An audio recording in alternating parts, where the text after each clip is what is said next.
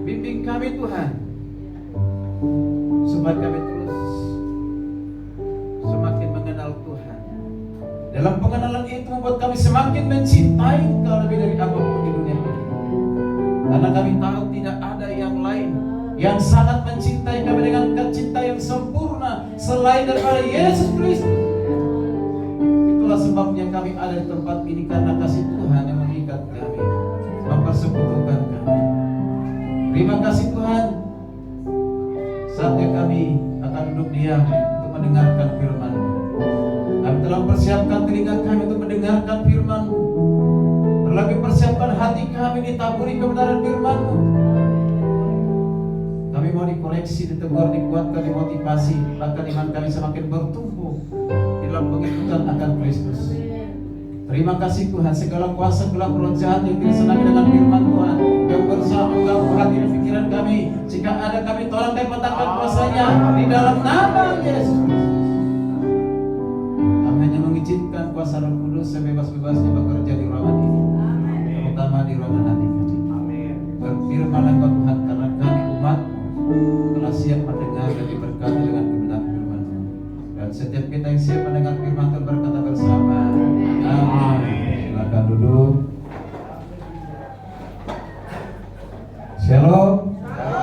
Shalom. Puji Tuhan, kita bersyukur karena tuntunan Tuhan, penyertaan Tuhan, anugerah Tuhan, kita telah memasuki bulan April. Di minggu yang pertama hari ini sekaligus kita nanti akan mengikuti perjamuan kudus. Baik Bapak Ibu kasih Tuhan, akan melanjutkan khotbah-khotbah yang sebelumnya diambil dari kitab Roma. Kitab Roma pasal yang ke-6. Roma pasal yang ke-6. Kita akan baca satu ayat firman Tuhan. Jangan di setel lagi, tadi sudah bagus tadi nih. Jangan setel lagi ya. Oke, baik. Mari kita buka kitab Roma, surat Paulus kepada jemaat di Roma, Roma 6. Kita akan baca ayat yang pertama hingga ayat 10. Sebenarnya sampai 23, tapi saya bagi dua. Nanti akan yang berikutnya 11 sampai 23 akan dikhotbahkan atau disampaikan oleh khotbah berikutnya atau hamba Tuhan yang akan berikan tugas ya. Oke, sudah ketemu?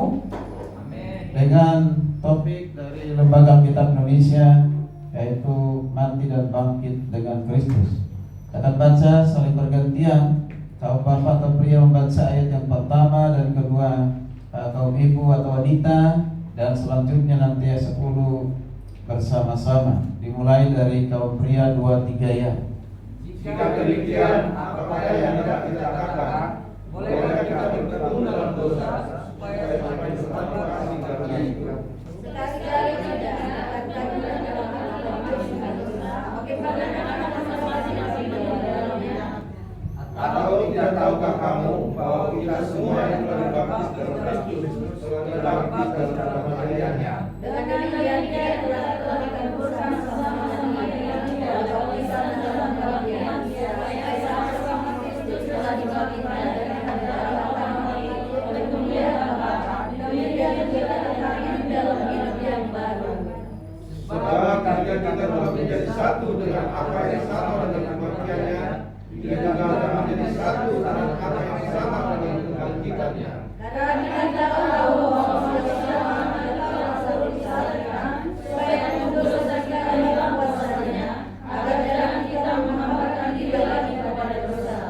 Sebab siapa yang telah mati, ia telah bebas dari dosa. Jadi jika kita telah mati dengan Kristus, kita percaya bahwa kita akan hidup juga dengan Dia.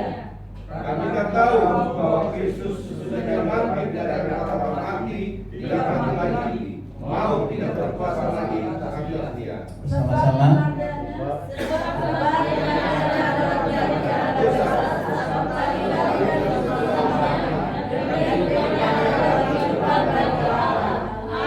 Amin. Baik, puji Tuhan. Nas pembacaan firman Tuhan hari ini adalah lanjutan dari khotbah yang sebelumnya. Apa yang sudah disampaikan Ibu Rosiana ya. Ya, mungkin saya evaluasi sedikit karena ada kaitannya dengan pasal yang berikutnya dengan firman Tuhan yang yang sudah kita baca hari ini dengan tema kemenangan atas dosa atau menang atas dosa. Hari ini puji-pujiannya tadi dengar tentang kemenangan. Dan itulah keinginan kita, bahkan itu kehendak Tuhan supaya selalu menang dalam kehidupan kita. Ya, tentu kemenangan itu adalah kemenangan, bukan kemenangan seperti kompetisi atau main futsal, bola dan yang lain sebagainya, atau kemenangan pilpres. Tidak, ini berbeda. Kalau kemenangan yang seperti itu biasa, menang dan kalah, pasti ada yang menang, pasti ada yang kalah. Tapi persoalannya mengapa sampai bisa menang dan mengapa sampai bisa kalah? Ya, itu. Tapi kalau di dalam kekristenan, dalam iman Kristen, yang paling penting adalah Tuhan tidak mau kita kalah. Amin. Tuhan tidak menghendaki umat Tuhan itu mengalami namanya kekalahan. Tapi yang Tuhan mau, yang Tuhan kehendaki di dalam kehidupan kita selalu pemenang, bahkan lebih dari pemenang. Amin. Tapi kenyataannya dalam kehidupan kita sering kita dikalahkan oleh keadaan dunia ini, bahkan dikalahkan dengan keadaan sekeliling kita, terlebih dikalahkan dengan dosa.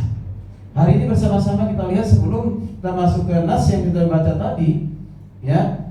Nah, di waktu disampaikan firman Tuhan di pasal yang kelima, ada berkat atau hasil pembenaran. Ingat yang pernah saya sampaikan, yaitu Abraham dibenarkan, kita dibenarkan bukan karena perbuatan baik, bukan karena usaha, bukan karena melakukan hukum Taurat, bukan karena melakukan taat atau melakukan sunnah, tapi dibenarkan karena iman kepada Allah. Iman kepada Kristus menjadi perhitungkan itu. Iman kepada Abraham sebagai kebenaran, ya, sebagai kebenaran.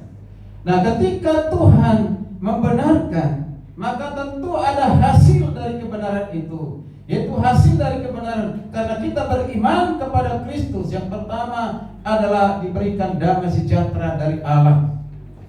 Nanti bisa lihat selanjutnya di pasal yang kelima, ya. Kemudian yang berikutnya, yang kedua, kita diberikan jalan masuk kepada Allah. Seharusnya kita tidak punya hak untuk masuk kepada Allah seperti dalam perjanjian lama, yang bisa masuk ke bait Allah itu adalah hanya imam. Tapi puji Tuhan, setelah kedatangan Kristus, kematian Kristus, kita bisa langsung dengan Tuhan, berkomunikasi dengan Tuhan. Lalu yang berikutnya adalah pengharapan akan kemuliaan. Suatu saat bahwa Tuhan memberikan pengharapan kepada kita akan kedatangan, yaitu pengharapan kemuliaan. Kemudian yang berikutnya, dengan hasil dari iman kepada Kristus, kita dibenarkan, itu adalah watak kita dirubahkan menjadi watak Kristus. Amin. Kemudian yang kelima adalah kasih Allah dicurahkan kepada kita. Dan yang keenam, apa yang diberikan kepada kita setelah dibenarkan, yaitu keselamatan dari murka Allah. Dan yang ketujuh, kita didamaikan dengan Allah. Jadi ada 7 hasil dari pembenaran itu. Kemudian dilanjutkan masih di pasal 5 ayat 12 sampai 21, yaitu dasar dari pembenaran. Ada 4 yang menjadi dasar dari pembenaran. Yang pertama, kita dibenarkan karena kasih karunia Kristus. Kita dibenarkan karena Yesus taat sampai mati di kayu salib karena ketaatannya. Dan kita dibenarkan karena kuasa yang dimiliki oleh Kristus, dan kuasa itu menjadi milik kita. Dan yang terakhir, dasar pembenaran itu adalah di mana Yesus melakukan perbuatan yang dasar, yang luar biasa ketika dia mati dan bangkit untuk menebus, menggantikan kita yang berdosa. Luar biasa. Nah, hari ini kita bersama-sama sepulang membaca ayat yang pertama di ayat pasal yang ke-6 dikatakan demikian. Jika demikian, apakah yang hendak kita katakan? Bolehkah kita bertekun dalam dosa supaya semakin bertambah anugerah itu? Perhatikan ayat ini, Bapak Ibu kasih Tuhan. Mengapa sampai Paulus berkata, apakah yang hendak kita lakukan? Bolehkah kita bertekun di dalam dosa?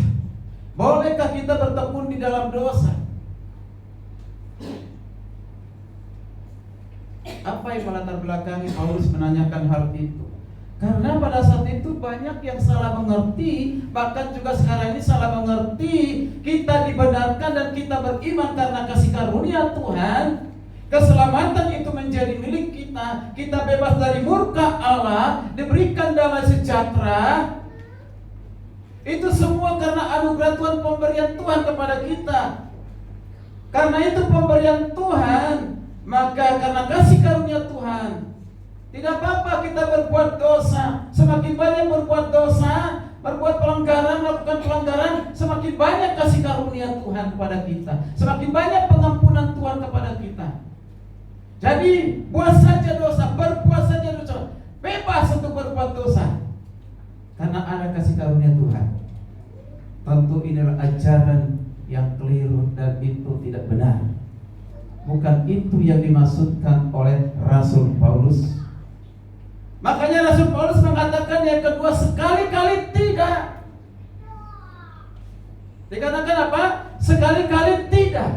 Artinya ketika kita sudah mengetahui bahwa kita sudah mati dalam Kristus, dibangkitkan dalam Kristus,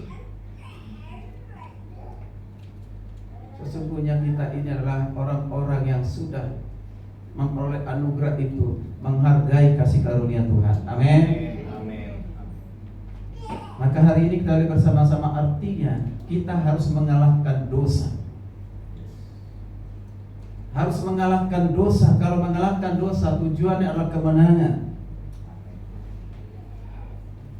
Kita ini adalah orang-orang yang dikatakan oleh Paulus Roma 3:23, semua orang telah berbuat dosa.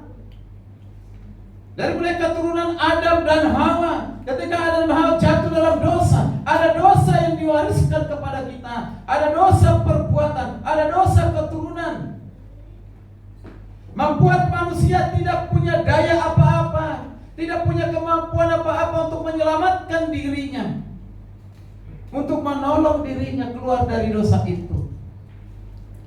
Tidak, tetapi hanya dengan cara Tuhan. Ketika kita berada di dalam dosa dan masih di luar Kristus, itu sangat mengerikan. Sering saya katakan sangat mengerikan. Tanpa Kristus, tanpa iman, tanpa Allah, tanpa pengharapan.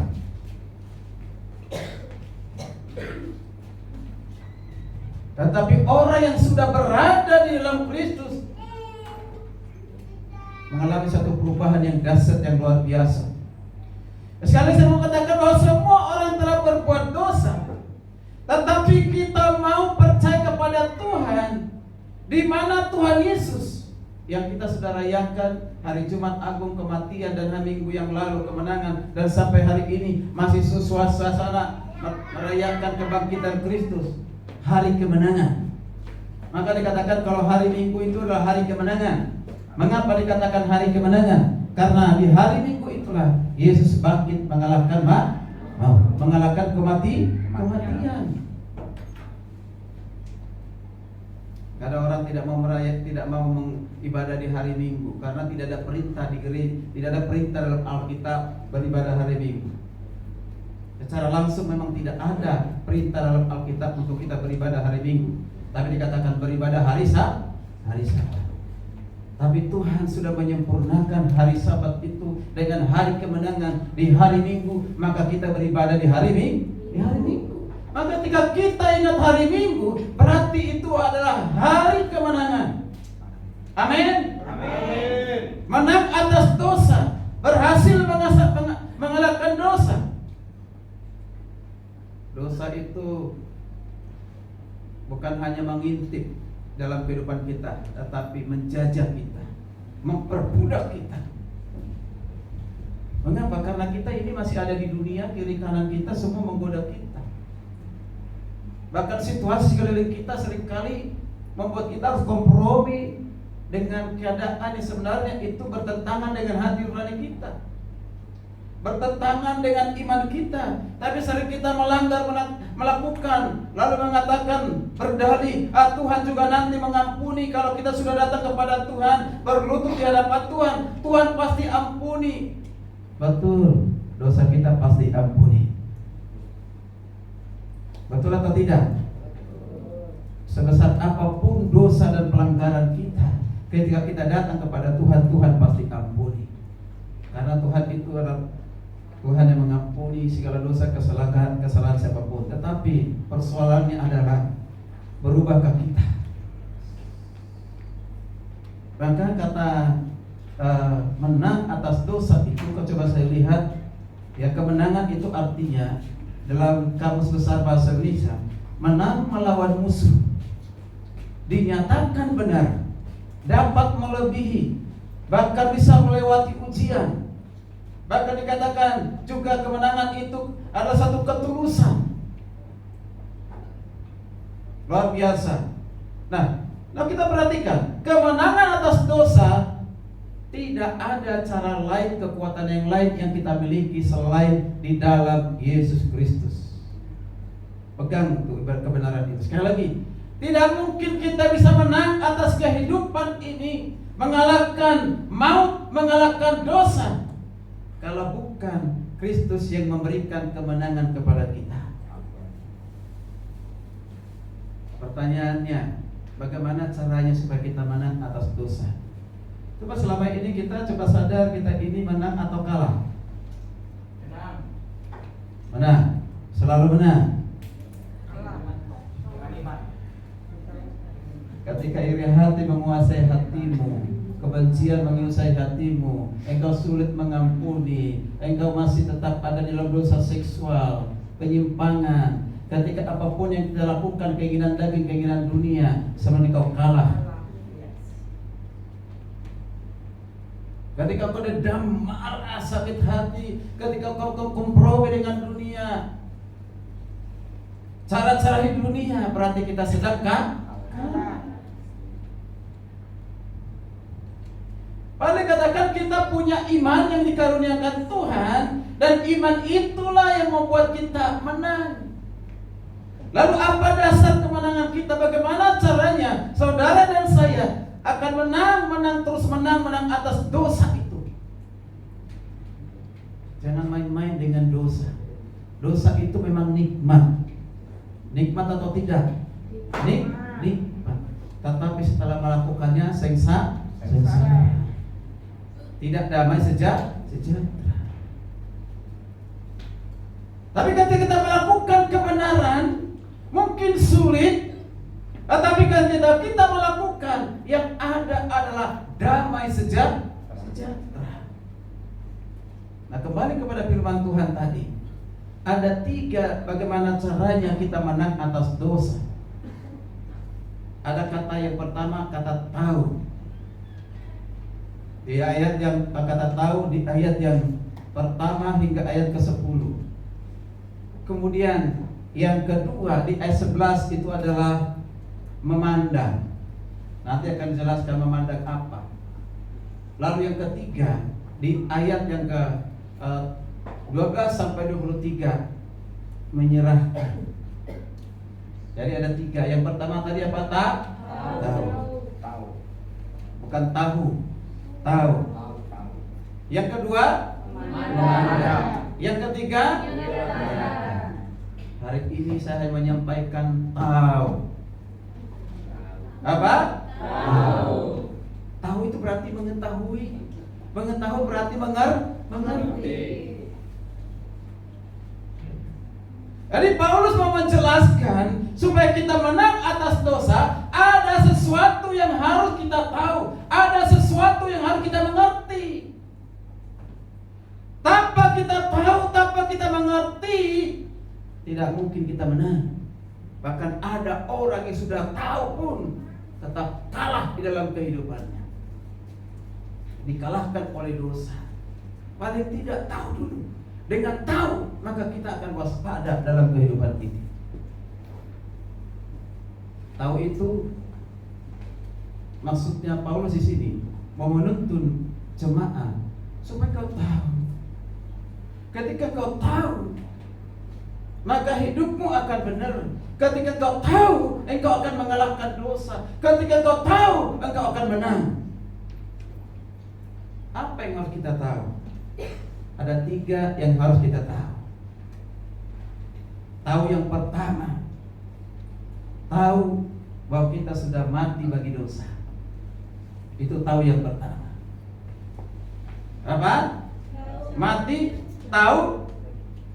Telah mati dalam dosa. Mati bagi dosa. Ya.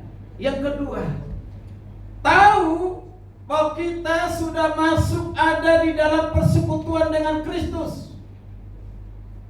Itu yang kedua. Harus tahu bahwa kita sudah ada di dalam persekutuan dengan Kristus. Lalu yang ketiga,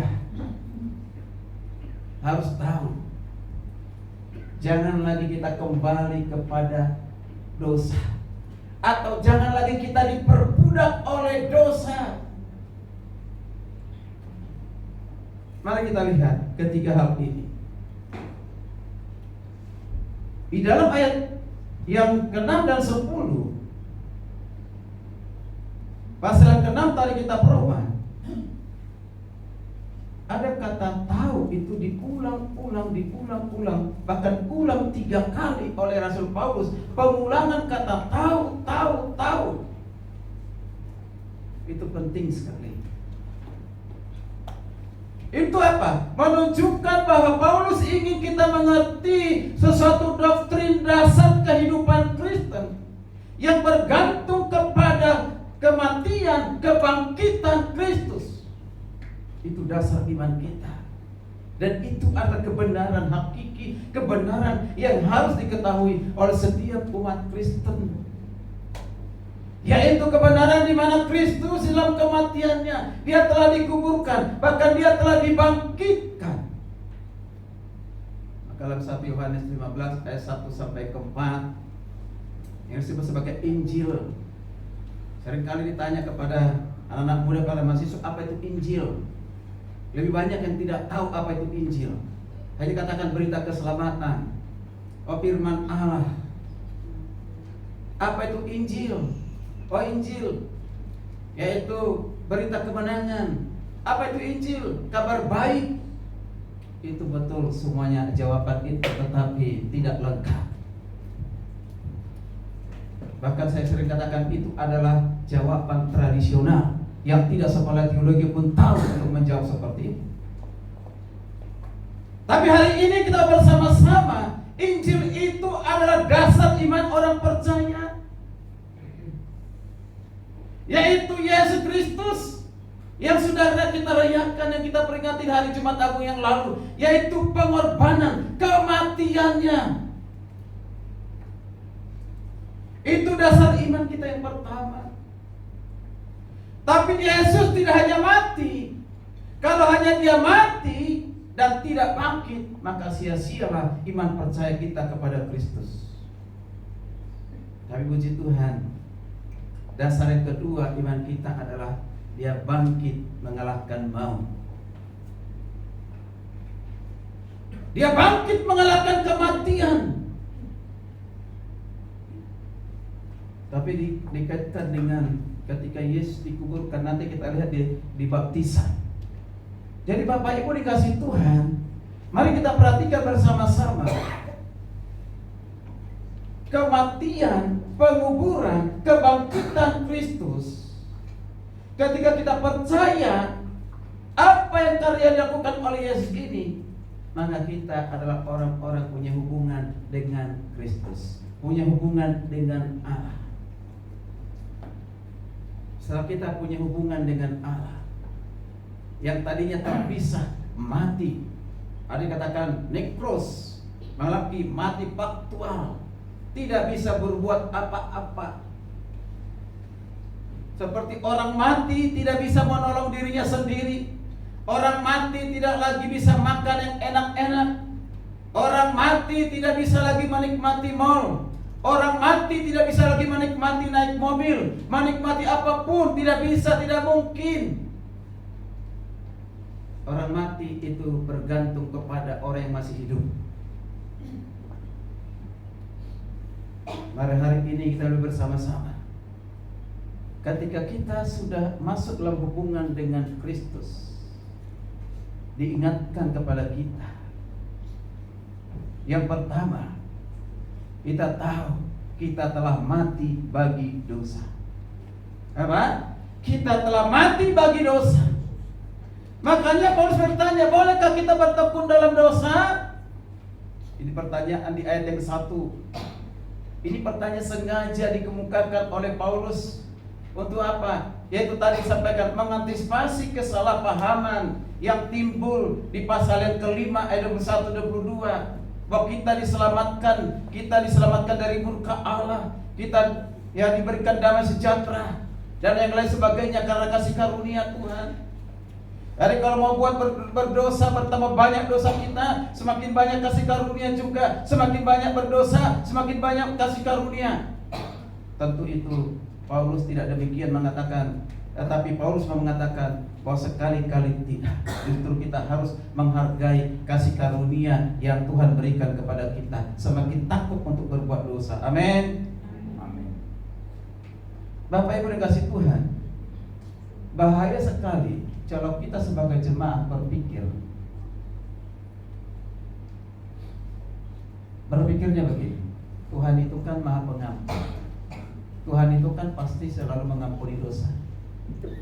Satu sisi itu betul. Tapi kalau itu menjadi dalih kita untuk berbuat dosa, dan ini yang salah. Tuhan Maha Pengampun, Tuhan itu Maha Pengasih. Kalau sehari ini saya jatuh dalam dosa, saya pasti diampuni. Besok saya jatuh dalam dosa, pasti saya diampuni. Tuhan itu banyak kasih karunia, sehingga kita senang dan doyan untuk melakukan dosa. Bahkan ada dosa favorit yang senang untuk kita lakukan dan menjadi satu kebiasaan. Tidak ada rasa bersalah. Itu artinya kita belum mati bagi dosa.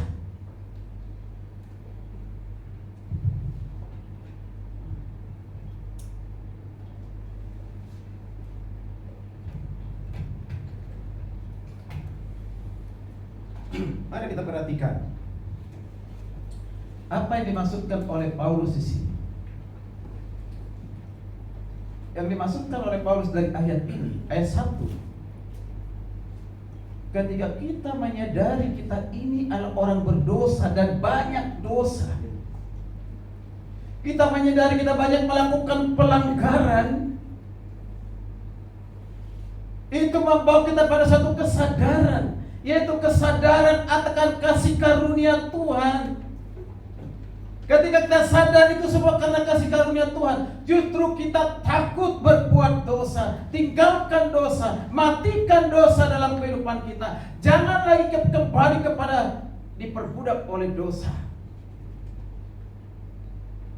atau sengaja berbuat dosa, sengaja melakukan pelanggaran dan menikmati dosa itu.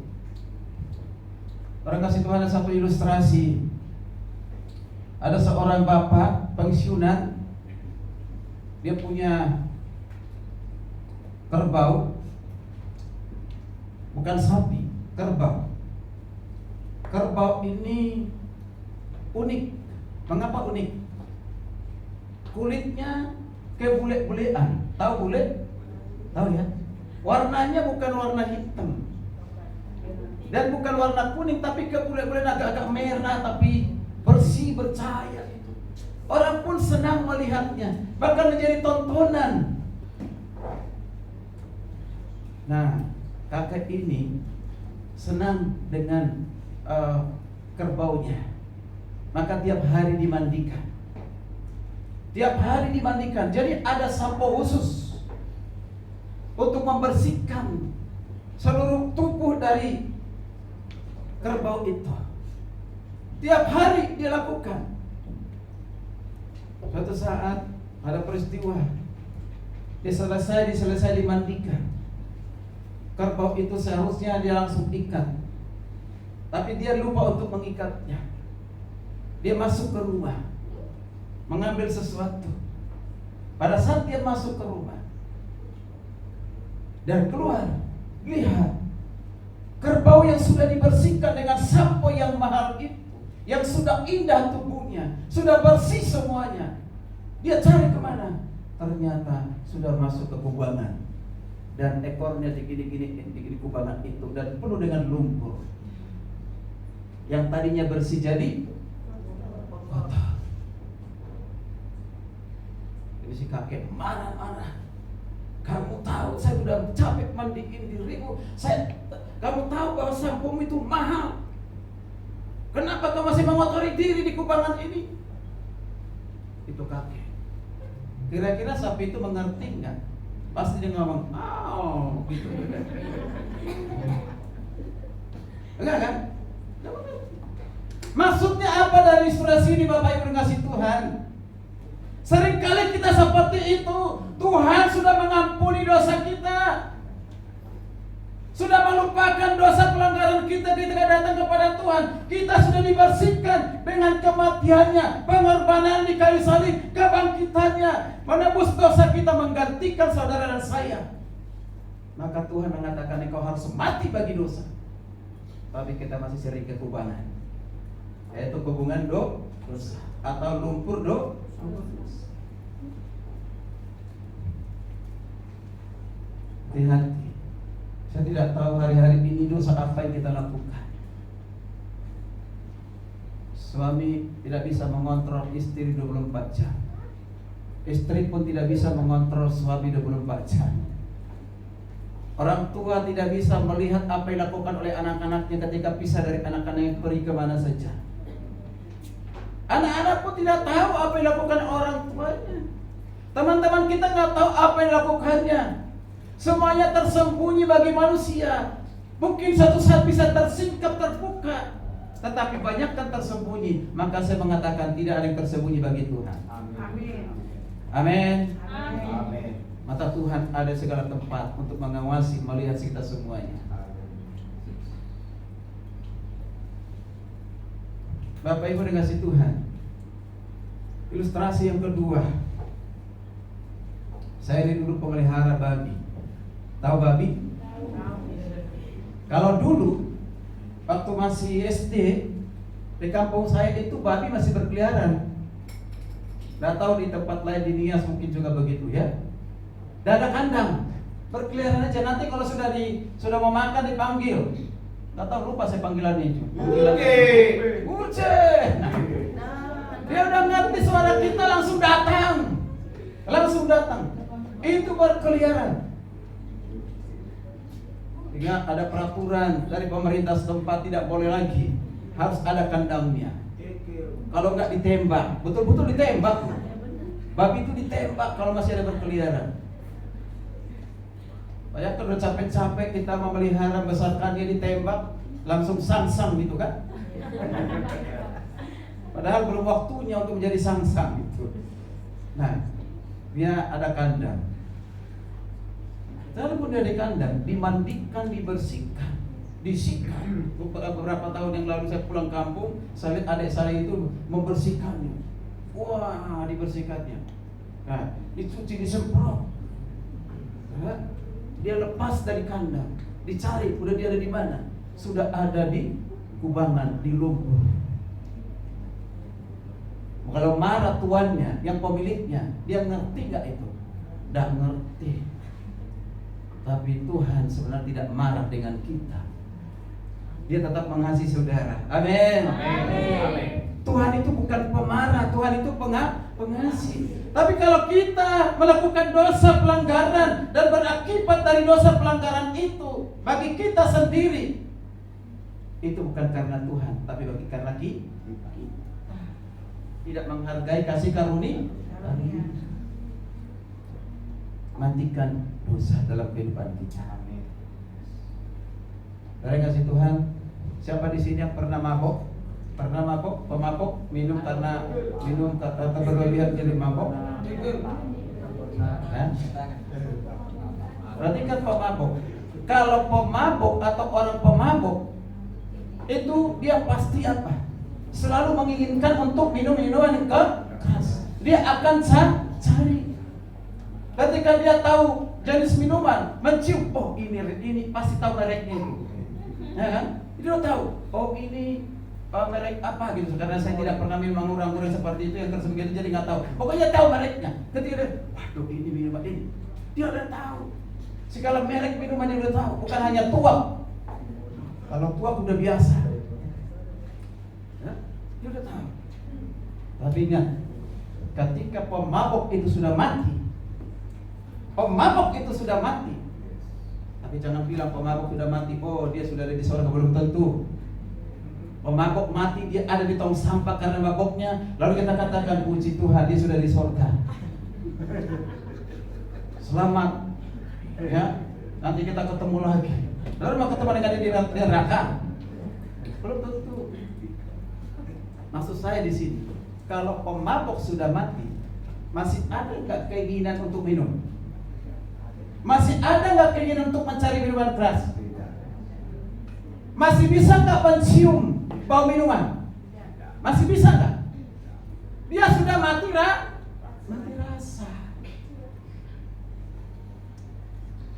Seperti itulah kita seharusnya sudah mati rasa akan dosa. Tidak mau lagi main-main dengan dosa, tidak lagi menginginkan untuk melakukan dosa, tidak lagi mencium dosa. Pak, kok bagaimana mencium dosa? Artinya dekat dengan perbuatan dosa. Wah, ini nomor 1 aja udah terlalu lama, bagaimana nomor 2 ini? Tapi ini penting. Bapak Ibu kasih Tuhan, mari kita lanjutkan yang kedua. Yang pertama tadi kita tahu mati telah mati bagi dosa. Yang kedua, di ayat yang ketiga sampai yang kelima, saya perhatikan di sini, Paulus memberikan satu ilustrasi tentang baptisan. Yaitu baptisan itu ketika kita dibaptis di dalam Kristus, yaitu ditenggelamkan, diselamkan, dikuburkan, lalu dibangkitkan, dikeluarkan dari air. Sebenarnya ini berhubungan dengan baptisan roh. Baptisan roh itu adalah baptisan yang dikerjakan oleh Roh Kudus. Kapan itu terjadi? Dan ingat, itu karena kasih karunia Tuhan. Pada saat orang percaya kepada pengorbanan Yesus, kematian dan kebangkitan Kristus, percaya sebagai Tuhan dan Juru Selamat, dan saat itu dia mengalami baptisan roh yang dikerjakan oleh roh yang terkenal dengan lahir baru. Sehingga diilustrasikan dengan kebaptisan yang diselamkan, yang dikuburkan. Kalau diselamkan atau dikuburkan, misalnya orang dikuburkan, masih ada kelihatan nggak? Masih ada kelihatan nggak tubuhnya itu? Tidak. Tapi ada itu, saya TikTok itu, siapa itu satu dokter yang terbaik, dikatakan kepada dokter-dokter yang lain yang terbaik, dan harus dokter itu yang menguburkannya. Tolong tangan saya dikeluarkan dari peti mati. Jadi tangannya keluar begini, dikuburkan dalam keadaan tangan begini. Itu mungkin satu-satunya, nggak ada yang lain. Artinya kalau orang dikuburkan, masuk ke peti dan dikuburkan, semuanya tidak ada kelihatan, tidak ada yang kelihatan. Kalau ada yang seperti itu, barangkali saudara akan takut lewat kuburan itu. Ada tangan begini. Ya? Nah, artinya apa, saudara kasih Tuhan? Kematian Kristus telah menenggelamkan, telah menguburkan kita dari kehidupan yang lama, yang penuh dengan dosa, yang penuh dengan pelanggaran itu, yang mengakibatkan kita terancam dengan maut, dengan murka Allah. Itu semua sudah dilepaskan, ditanggalkan, dikuburkan, tidak kelihatan lagi. Maka yang dimaksudkan di sini, kita sudah dipersekutukan di dalam kematian dan kebangkitan Kristus. Hari ini kita melalui perjamuan kudus, semeja dengan Kristus. Artinya dalam satu persekutuan dengan Kristus, siapa yang bisa menerima perjamuan kudus itu? Adalah mereka yang sudah percaya kepada kematian dan kebangkitan Kristus, pengorbanan Yesus. Mereka lah yang bisa menerima dan menikmati hal itu, saudara kasih Tuhan. Jadi tahu yang kedua, kita ini sudah ada di dalam persekutuan dengan Kristus. Kalau kita sudah tahu dalam persekutuan dengan Kristus, ingat, itu sangat mahal dibayar. Bukan kita yang bayar. Yang bayar siapa? Kristus. Dengan apa? Emas dan perak. Dengan apa? Darah yang mahal. Kalau kita masih main-main dengan dosa, main-main dengan pelanggaran, masih hidup dengan cara dunia ini, berarti kita tidak menghargai darah Yesus. Tidak menghargai, menghormati kemuliaan yang diberikan oleh Yesus dengan kematiannya. Ya, ini yang membuat kita semakin takut berbuat dosa, Bapak Ibu. Supaya kita menang atas dosa. Tahu aku sudah ada di dalam persekutuan dengan Kristus. Kristus itu kudus, Allah itu kudus, maka aku kudus. Dalam Petrus dikatakan, kuduslah kamu sebab aku kudus. Ada orang membela diri, kita ini masih hidup dalam tengah-tengah dunia, bagaimana kita mau hidup kudus? Menjadi barang langka untuk hidup kudus itu. Kudus dengan pikiran, kudus dengan hati, kudus dengan perbuatan. Itulah perjuangan. Bapak Ibu dikasih Tuhan, kalau kita sudah tahu kita ada di dalam persekutuan dengan Kristus, seharusnya kita takut untuk berbuat dosa. Yang ketiga, di ayat yang ke-6, perhatikan ayat ke-6. Ayat ke-6 saya akan baca. Karena kita tahu, ada lagi kata tahu. Karena kita tahu bahwa manusia lama kita telah turut disalibkan, supaya tubuh dosa kita hilang kuasanya. Supaya dosa kita hilang kuasanya. Perhatikan kata hilang kuasanya. Kehidupan lama kita sudah disalibkan dengan kematian Kristus. Sudah disalibkan, tidak punya daya apa-apa lagi, tidak punya kekuatan apapun. Sudah dilumpuhkan. Kalau dikatakan hilangkan kuasanya, bukan berarti dosa itu tidak berkuasa dalam kehidupan kita. Sampai hari ini siapapun, orang percaya, orang tidak percaya, masih potensi jatuh dalam perbuatan dosa. Tapi bedanya bagi kita yang sudah percaya kepada Kristus, dosa itu sudah dilumpuhkan oleh Tuhan di kayu salib. Amin. Seharusnya dan saya terkutuk seperti katakan oleh Paulus, tapi Tuhan Yesus menanggung kutuk itu demi kita. Maka Bapak Ibu kasih Tuhan, dikatakan selanjutnya, perhatikan. Hilang kuasanya, agar jangan kita menghambakan diri lagi kepada dosa. Perhatikan, agar kita jangan menghambakan diri lagi kepada dosa. Ada alasannya di ayat yang berikutnya dikatakan. Dikatakan di sebelumnya, perhatikan. Di ayat ke-6. Kita menghambakan diri lagi pada dosa, sebab siapa yang telah mati, ia telah bebas dari dosa. Perhatikan, jangan ini salah dimengerti. Bebas dari berbuat dosa berarti berbuat dosa aja, bukan. Kita sudah dibebaskan dari akibat dosa yang kita lakukan. Yang tadinya itu adalah maut, tapi Yesus telah mengalahkan maut itu dan dia menang. Dan kita pun yang telah mengalahkan maut itu berdasarkan kemenangan Yesus Kristus. Maka hari ini kita diingatkan, jangan lagi diperbudak oleh dosa. Tahu jangan lagi kembali diperhamba oleh dosa. Kalau diperhamba itu berarti diperbudak. Kalau kita tidak punya kemampuan, apa kata dosa kita ikuti saja. Saya mau katakan begini, tubuh ini sebenarnya tidak berdosa, netral ini tubuh, netral. Ya. Tetapi tubuh ini bisa dikendalikan oleh dosa. Bisa dipengaruhi oleh dosa. Itu mulai dari pikiran kita, hati kita, akhirnya digerakkan tubuh. Misalnya, kebiasaan orang untuk mencuri, dalam hatinya tidak ada niat untuk mencuri, tidak ada niat untuk membunuh, tapi dia lakukan karena sudah diproses dalam pikirannya, mulai masuk ke dalam hatinya, dia bertindak situasional, lalu dia butuhkan sesuatu, dia lakukan itu. Dia tahu gak kalau itu salah? Dia tahu gak kalau melakukan itu ketahuan pasti hukum? Dia tahu gak? Dia tahu gak? Dia tahu. Pasti dia tahu. Tapi dilakukan. Ini namanya dikendalikan, bukan hanya dipengaruhi. Makanya banyak orang membunuh setelah di penjara baru sadar.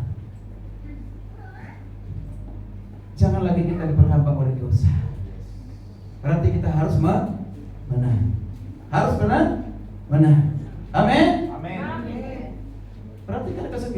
Sebab kita tahu bahwa sesudah dibangkitkan dari antara orang mati, Kristus tidak mati lagi, maut tidak berkuasa lagi atas dia. Perhatikan ini. Jadi ketika Kristus mati, dibangkitkan, dia tidak mati lagi. Sudah mengalahkan kematian itu. Yang keinginannya setan, iblis, supaya dia mati selama-lamanya, lalu tidak bangkit. Tapi tidak demikian. Yesus yang sudah bangkit itu tidak kembali lagi kepada maut, tidak kembali lagi kepada kematian. Dan saudara dan saya yang sudah tadi dikuburkan, dimatikan dan mati, tidak mati terasa dari dosa itu, kita sudah dibangkitkan. Jangan lagi kembali kepada maut itu. Jangan lagi kembali kepada dosa itu. Kenapa? Karena kita sudah memiliki kemenangan. Amin. Jadi 3 hal ini membuat kita menang, yaitu tahu. Tahu yang pertama apa? Tahu yang pertama telah mati bagi dosa. Tahu yang kedua? Tahu bahwa kita sudah bersekutu dengan Kristus. Tahu yang ketiga? Jangan lagi diperbudak oleh dosa.